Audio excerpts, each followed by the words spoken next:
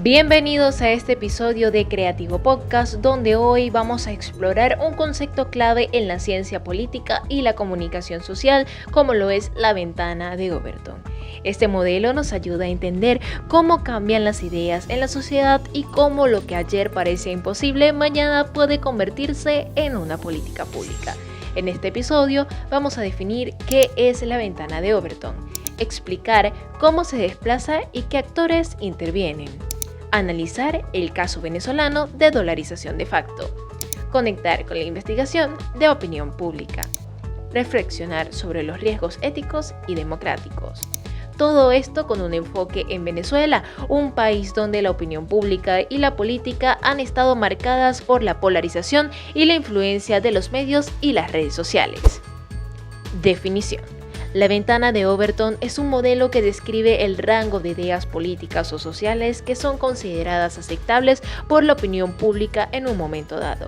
Fuera de la ventana, ideas indispensables, impensables, radicales o de tabú, y dentro de la ventana, ideas aceptables, debatibles o incluso políticas oficiales. Los fascinantes o la fascinante que es esta ventana no es estética ni es tampoco estática y se mueve con el tiempo, aplicando o reduciendo lo que la sociedad consideró legítimo. Un ejemplo internacional es que en Estados Unidos la legalización de la marihuana era impensable hace 30 años. Hoy en muchos estados es una política oficial. En España, el matrimonio igualitario pasó de ser un tema radical a convertirse en una ley en el año 2005. Esto demuestra que la ventana de Overton es una herramienta para entender cómo las sociedades cambian sus límites de lo aceptable. Mecanismos de desplazamiento. ¿Cómo se mueve esta ventana? Hay líderes de opinión, como lo son los políticos, académicos, empresarios, que legitiman nuevas ideas, los medios de comunicación que difunden las narrativas que normalizan o cuestionan las políticas, las redes sociales que aceleran la circulación de discursos y permiten medir reacciones inmediatas, las crisis sociales o económicas que obligan a reconsiderar lo que antes era inaceptable.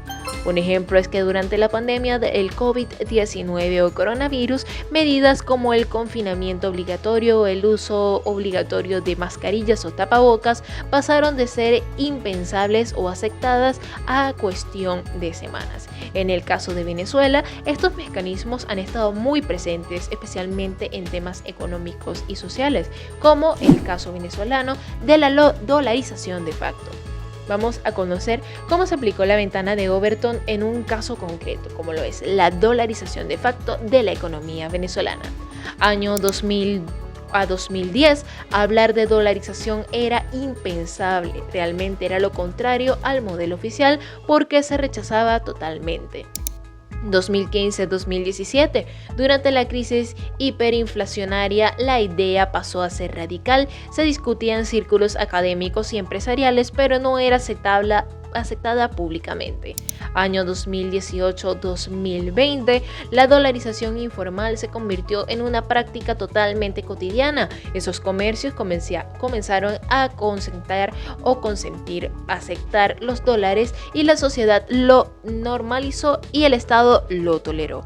Hoy, la dolarización está dentro de la ventana como una política aceptable y debatible, aunque no oficializada plenamente.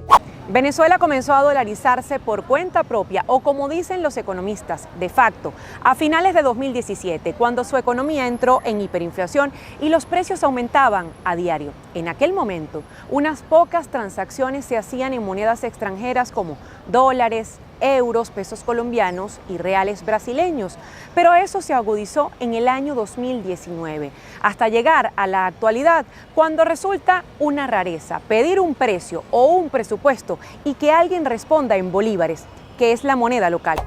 Actores clave. Empresarios y académicos que defendieron la dolarización como una solución, los medios independientes que visibilizaron lo que era la práctica cotidiana, las redes sociales que mostraron la aceptación ciudadana y el gobierno que pasó de rechazarla a tolerarla. El venezolano empezó a usar intensamente el dólar, tanto es así que en el año 2021 alcanzamos un pico de uso de transacciones en dólares, donde más del 60% de los pagos a nivel de consumidor final se hacían en divisa. Luego eso ha venido retrocediendo un poco, hoy está más cerca del 50%. Y aquí hay que detenerse en un detalle. Venezuela no puede recibir dólares de la Reserva Federal de Estados Unidos porque su Banco Central está sancionado. Entonces, los dólares vienen por otras vías. La principal, la venta de petróleo y oro. Los primeros tiritos de este proceso vinieron porque la propia población buscó mecanismos para resolver su problema. Pero eso era pequeñito. Es decir, ¿cómo crece? Bueno, una vez que comienza el proceso de dolarización fáctica, el gobierno venezolano se une al proceso de dolarización. ¿Y qué ocurre? Como Venezuela también está sancionada en términos petroleros, ¿cómo le pagan a Venezuela el petróleo que dispara hacia los países asiáticos, especialmente a China? Bueno, se le paga en dólares efectivos o en euros efectivos, que hasta más o menos marzo del año pasado era dominado por la banca rusa.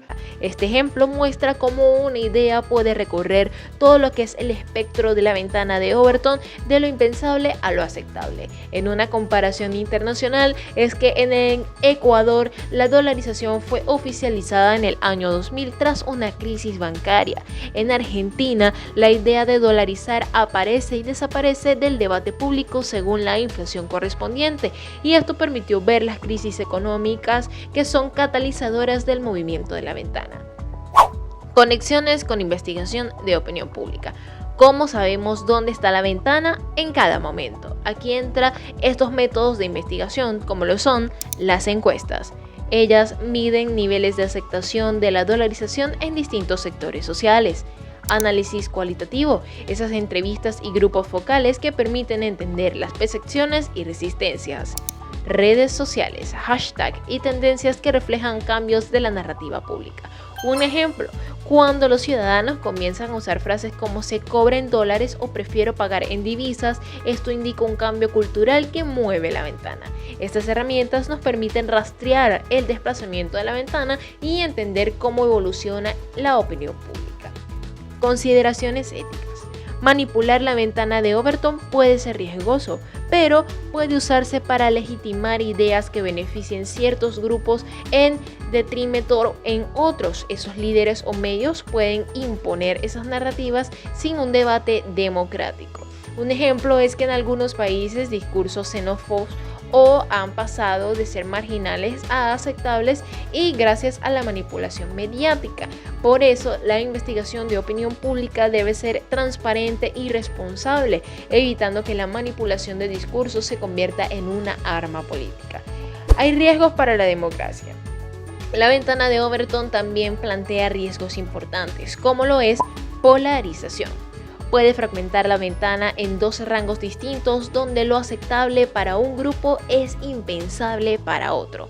La manipulación mediática, desplazar la ventana hacia extremos sin consenso ciudadano. Debilitamiento institucional, si las políticas se legitiman solo por presión social y no por un debate democrático.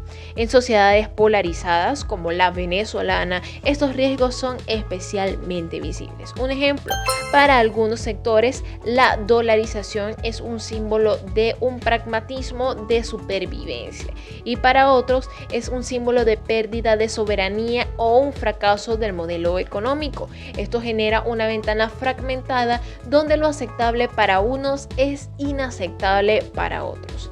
Es por eso que la ventana de Overton nos ayuda a entender cómo cambian las ideas en la sociedad y cómo se legitiman políticas que antes parecían imposibles.